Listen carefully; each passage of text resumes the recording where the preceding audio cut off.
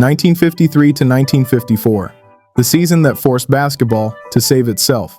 The NBA season of 1953 to 1954 almost put an end to professional basketball as a competitive industry. Teams were aware of a weakness in the game, they got to cease their attacks once they were ahead, and since nothing compelled a shot, they simply passed the ball continuously to pass the time. This often caused games to linger.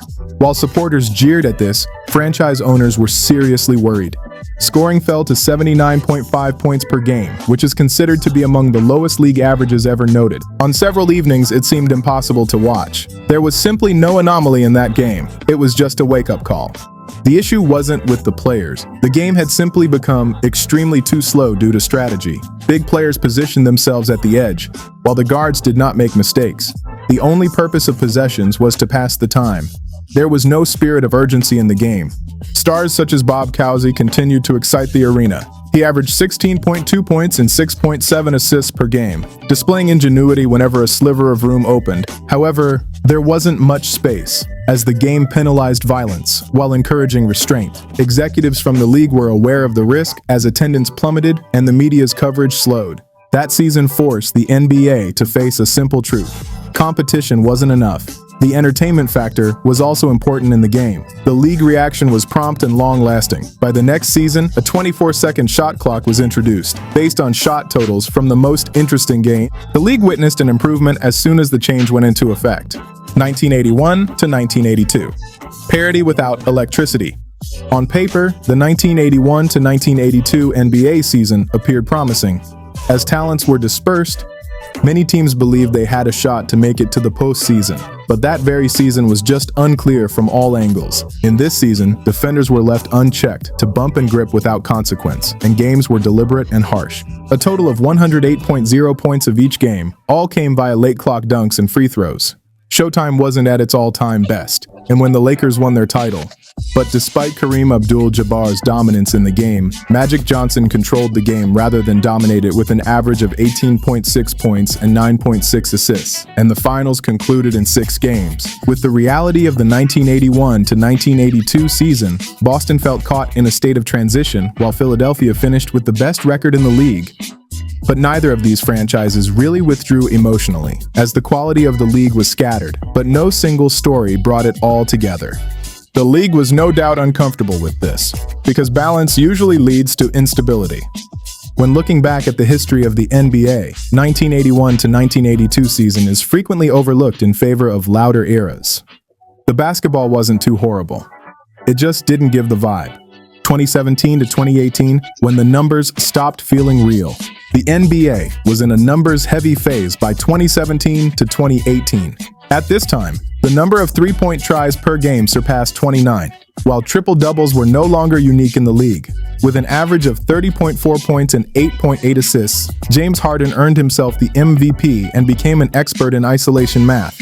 Step-backs took the place of movement in the league, and fouls evolved into strategy. Even when Russell Westbrook went on to average another triple-double in the league, there was little excitement about it. What had seemed unattainable at some point was now regarded as common. During this era of the league, statistics grew more quickly than feelings.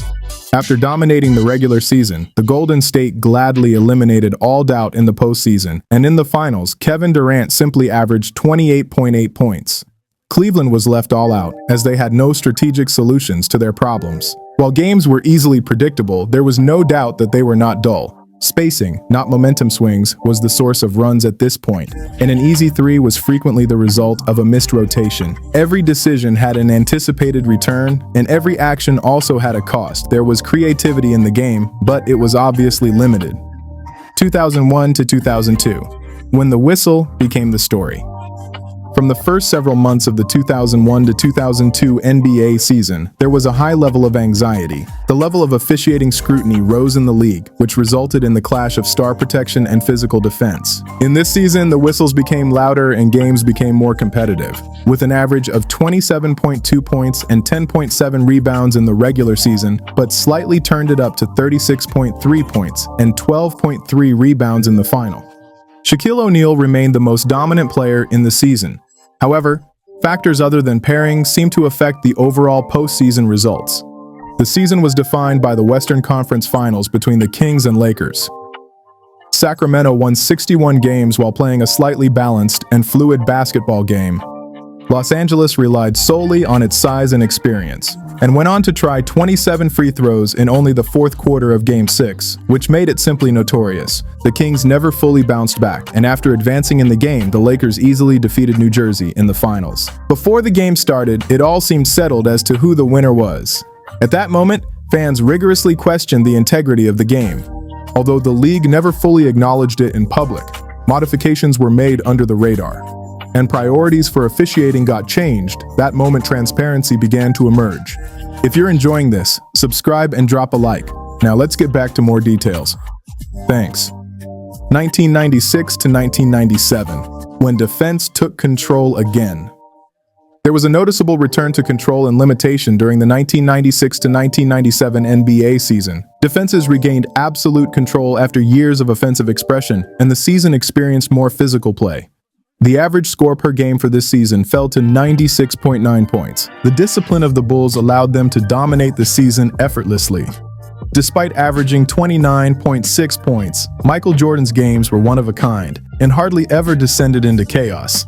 Chicago went on to win 69 games by controlling leads late and getting down on their opponents early enough.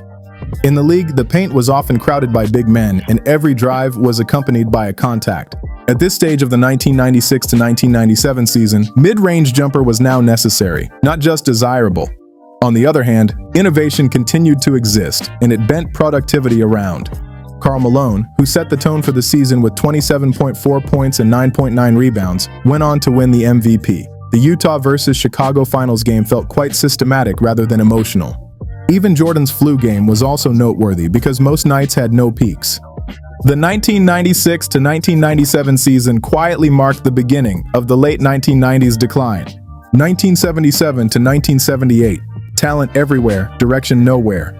The league experienced an incredible run during the 1977 to 1978 season, which did feel like a breakthrough. The merger with ABA was done, and the league was awash with talent. Julius Erving was in his absolute prime, and George Gervin was pushing the limits of perimeter scoring. But in a way, it didn't feel centered. The average team scored 108.6 points per game. During this season, the skill level was at an all-time high.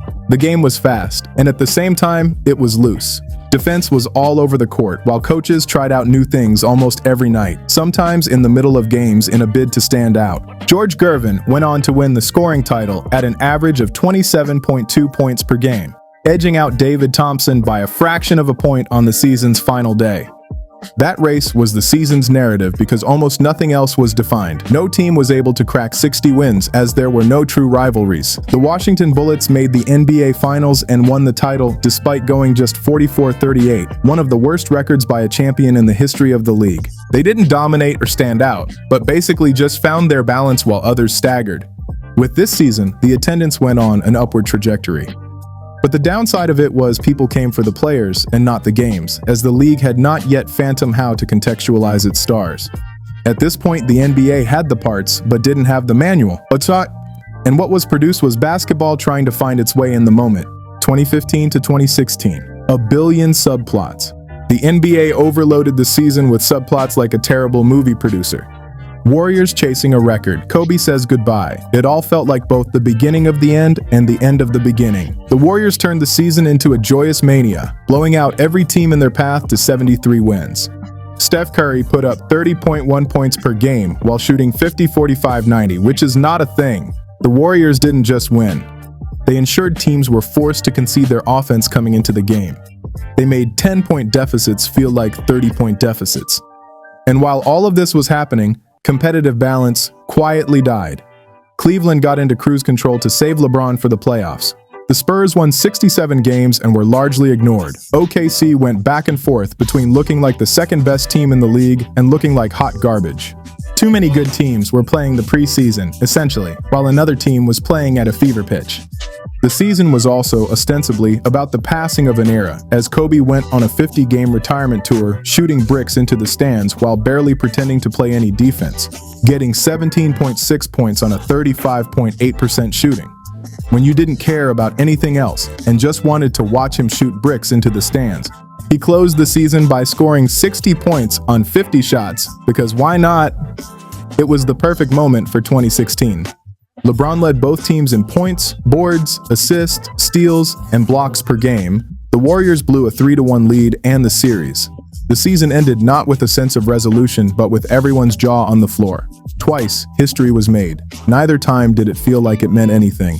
The league entered the offseason knowing that something had changed, even if nobody was quite sure what. 2009 to 2010, the pause before the leap. There was a real excitement to the 2009 to 2010 season of the NBA. The pace had slowed, and there was a newfound emphasis on defense. The league-wide average of 100.4 points per game made this a big slog, with a lot of grinded-out games. The Lakers repeated as champions, but they had lost some of their luster. Kobe still dropped 27.0 a night, but this was a brutal, defense-first NBA Finals against Boston. They needed a Game 7 to win it, and it was an 83-79 finish, with both teams shooting less than 41% from the field. LeBron took home MVP with 29.7 points, 7.3 rebounds, and 8.6 assists, but that whole season was overshadowed by his looming free agency. Every night felt like a placeholder until he made a decision. Teams were packing it in all over the league. The lanes were clogged, physicality reigned, and threes were there, but they were not really the priority. The season felt clenched, as every possession was a battle, as almost none of them came easily. This is one of those lost years that fell between two distinct eras. A little too late for the Isaiah Bad Boys era, and a little too early for the pace and space revolution. 2020 to 2021, no off-season to speak of. The 2020 to 2021 season started before the last season even got a chance to feel over. The bubble and shortened season gave way to a 72-game season with not enough time to heal. Injuries mounted out of the gate, which made the big guys of the league miss extended time. LeBron James and AD struggled with their leg issues. Kevin Durant played just 35 games, while James Harden was traded mid-season. At this stage, the league experienced a scarce continuity. Three-point percentages went up while minutes played went down. Nikola Jokic won the MVP playing all 72 games at 26.4 points, 10.8 rebounds, and 8.3 assists, while the rest of the league rotated guys in and out. Milwaukee, on the other hand, won the title on the back of sheer determination. Giannis Antetokounmpo scored 35.2 points per game in the finals, including a 50 spot in the closeout game. It felt deserved, but a little meandering along the way. Fans started to filter back in. The games felt a little empty even when the seats were full. This season didn't feel wrong, but I felt fatigued.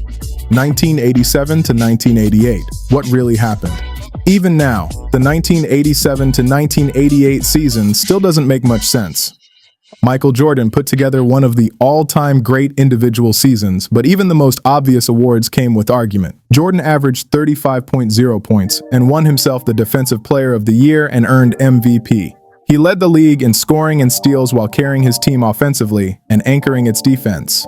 The Bulls won 50 games, which is no doubt a good season, but not a remarkable one. The Lakers won 62 games and the title behind a well-rounded roster. Magic Johnson averaged 19.6 points and 11.9 assists during their title run. But after all we had seen from him in the league, it was harder to be dazzled.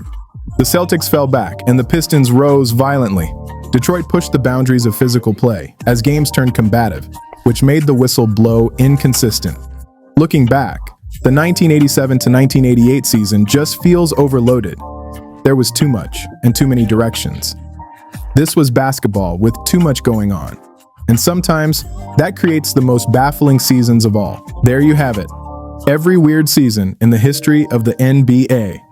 Lovers of the NBA, let me know in the comment section which of these seasons you remember vividly. I'll be in the comment. Don't forget to like and share this video.